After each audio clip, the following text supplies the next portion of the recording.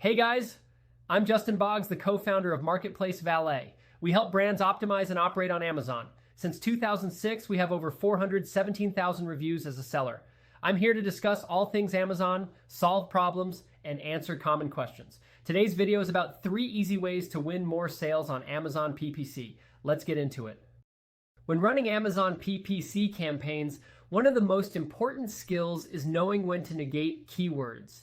Negation is what helps cut wasted spend, allowing campaigns to focus on terms that actually generate sales. The process starts with downloading a search term report from Campaign Manager. Selecting a 60-day time frame is ideal since it provides enough data to reveal patterns. 30 days can work, but 60 gives a more accurate view of performance across different customer behaviors. Once the report is ready, focus first on broad phrase and auto campaign terms.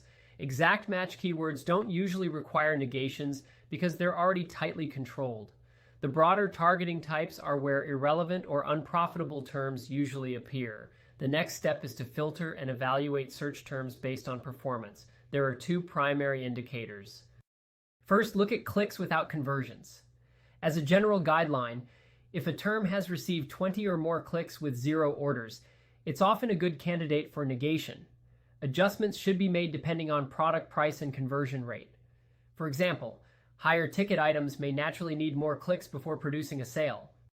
Second, evaluate ACOS. Even if a search term generates sales, if the ACOS is consistently 90% or higher, it's unlikely to be profitable long term. Unless it's being used strategically for ranking, those terms should be considered for negation as well. In addition to performance-based filtering, logical or common sense negations are also effective. This includes excluding search terms that are clearly irrelevant to the product. For example, a men's clothing item should likely exclude search terms that include women or female. Products with brand names or descriptors that overlap with unrelated products may also need negatives added. A common case is when product listings include Oz for ounces, but ads mistakenly show for terms related to Wizard of Oz. Negating these terms ensures campaigns are not wasting spend on audiences who are not interested in the product. By consistently reviewing search term reports, applying data-driven rules, and layering in logical exclusions, sellers can significantly improve the efficiency of their PPC campaigns. This approach not only reduces wasted spend, but also allows budget to be redirected toward high-performing, profitable keywords. Your bids on Amazon PPC campaigns can make or break your results. They determine whether your ads are profitable, whether you gain ranking, and ultimately how much sales momentum your brand builds. If bids aren't managed properly, campaigns can quickly start losing money. So let's walk through 3 effective ways to manage bids more strategically. The first method is to use Amazon's suggested bids.